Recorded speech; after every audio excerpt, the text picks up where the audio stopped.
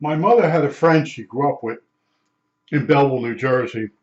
And the woman got married. She had kids. My mother always kept in touch with her. When the woman had her kids, my mother used to babysit her children. The woman was a little older than my mother.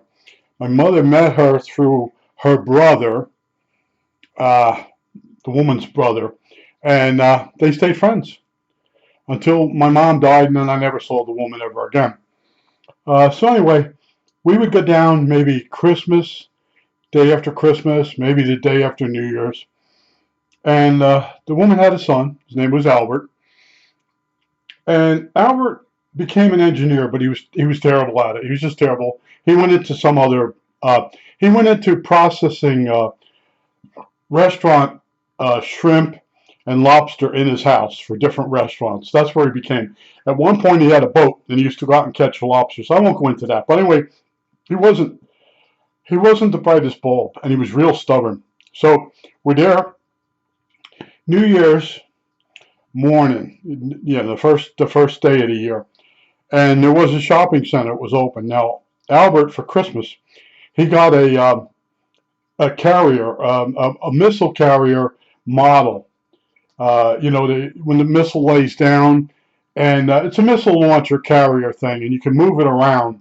And I would say it was 1958.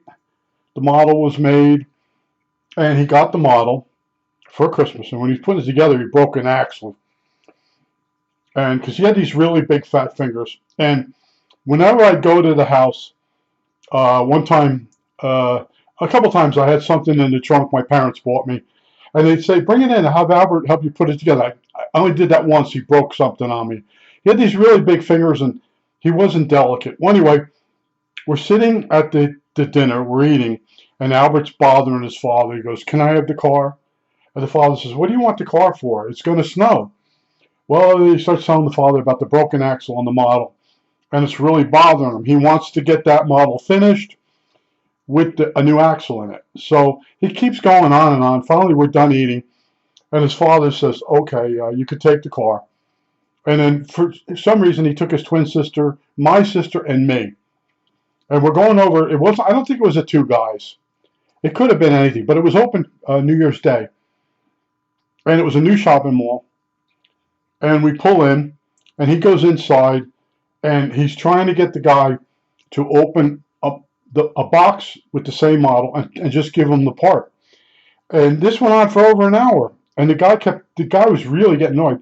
See, people that there's something wrong with, like Albert, uh, other people don't realize it right away. And I'm like, there's something wrong with this guy.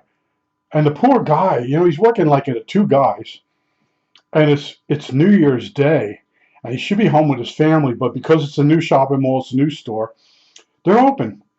And here he's got this guy that broke an axle on a model, and he wants the guy to open the box up, break the plastic seal, give him the part that he broke. And the guy says, "No." He says, "When you buy the model, it used to come with a certificate, and it says if there's a part missing or a part you broke, you get one free part. You mail that." Well, he wouldn't take any of that. He's just standing there going on and on and on. So finally, the guy gets the supervisor, and they basically kick us out of the store. So now, as we're going across the parking lot, it's snowing, and Albert starts the car. Now, Albert's only thinking about the axle that's broken in the model, and he starts moving forward. I said, "Albert, you're not in the parking lot. You're on the front lawn of the frickin' store in the grass." "No, I'm not." All right, so now Albert drives across the front of the store, and he gets in a soft spot because this is new construction. Now he's in this. I said, "Albert, don't spin the wheels." I'm only 8 years old. "Don't spin the wheels until someone comes and helps pull us out. If you spin the wheels, it's only going to make it really bad." Well, he spins the wheels, and he didn't knock the caps off, the filler, the Schroeder valves. He didn't knock them off. He went deep in the mud. We get out of the car, and it is freezing. And of course, the car hasn't warmed up enough to be warm. And he looks across the street, and he sees there's a gas station. So he runs across the gas station. He gets two planks that are for like a scaffold. They're wooden in the old days. They were 4x6s, 4x8s, 4x12s. They're heavy. And he comes back, and he puts them under the wheels of the car. And I said, Albert, there's nails in those boards. He goes, where? I said, there. And so he turns the nails up. He turns to me and says, it'll give it more traction. And I'm arguing with him. I said, Albert, you're going to puncture both tires. You're in mud. I try to, well, anyway, he revs the car up, and now he's got 2 flat tires. Now he has to go to the phone booth and call his father. And I'm telling him certain things, don't do this, don't do that, don't do this. So anyway, his father was all embarrassed when he came. And he came with my father. And it was cold, and my dad did not like the cold. And they brought, the guy, his father always kept so many extra spares in the car. Baloney tires, we used to call them. And he was able to change both tires. They used a bumper jack, to raise the car and put those boards underneath. And then the father drove it out. And then we came back with the father, me and my sister and my cousin. And Albert came back by himself. And his twin sister she starts imitating me and Albert, and she's telling the whole story. She gets back in the house. She continues, and he's sitting there, and he's a fathead. He's stupid. He doesn't listen to reason. And she's doing my voice, his voice, me warning him, me telling him what's going to happen, and then it happens. It was funny. But that's the guy I told you. I went to visit one time, and he went to NJIT. He had an engineering degree, and he never used it. So he brings out a Simpson 260, and I thought he was giving it to me, because I was in electronics, and I forgot that he went to school to be an engineer. And I always pick on engineers because this is one of the cases where I had to put up with someone that supposedly was an engineer, and they're stupid. So anyway, he asked me, I told you the story before. He asked me, what can you use the Simpson 260 for? And I'm like, an average house owner is not going to use that Simpson 260. But I did the best I could. I put it in AC volts, and I showed him you can check to see if the socket's wired correctly. Of course, he didn't know how a socket is wired. He's an engineer, but he don't know, the long slot's ground, the shorter slot's hot. The little round one is safety ground. But that house didn't have those. It only had 2. I'm explaining it to him, and I'm using the metal screw as the return ground to show him how to test it. One's neutral and one's hot. And then he said, "You got any batteries?" And yeah, I brought out some batteries. I said, "Look, you put them in the device. You turn the device on." I turned the lever to the voltage. I said, "Here, you see, you can measure the voltage of the battery under load in the device." And then I said, if you're ever doing any wiring, you think you got an open, I showed him ohms R times 1. I showed him how to zero it. And he's like, well, what good would any of that do? And I'm like, well, that's what you use the meter for. I said, I forgot that he went for an engineering degree, or he had an engineering degree. Otherwise I said, weren't you an engineer? I totally forgot. On the way home in the car, my mother says, what was that with that meter? I said, you want to know what he could use it for? He goes, John, he went to school for that. That's where that meter came from. When you go through an engineering course, they make you buy a Simpson 260. I had totally forgot. I said, well, I just showed him what he could use it for, being a homeowner, but it wasn't sinking in. There's nothing there. The lights are on, but nobody's home. And then they start telling me, basically, he just so stubborn, nobody would keep him employed. So he ended up, him and his wife used to clean lobsters and shrimp in their kitchen, and then deliver it to the local Dutch restaurants. That's what they did. And then his old man and mother, they were alive a long time. They used to hand him money every so often to help him get by.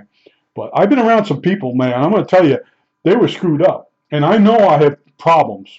And I make sure that I don't get myself into anything I don't understand. Other people don't do that. So, Albert, those boards have nails in it. Where? There. And he turns them off, give it more traction. That's an idiot thinks like that. I said, no, nails and tires don't go together. And he just didn't see it at that moment.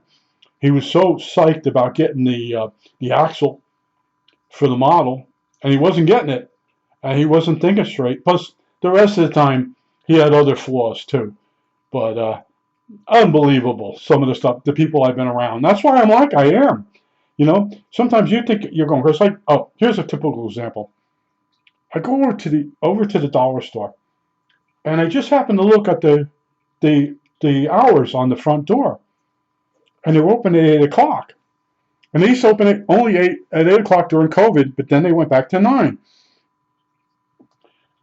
So I said to the girl, I said, "How long you been opening up 8 o'clock in the morning?" She says, "Oh, a long time." Man, I'm slipping. I thought the store was 9. So anyway, the next day I asked that other girl. She goes, "About 2 weeks." I told you, yeah.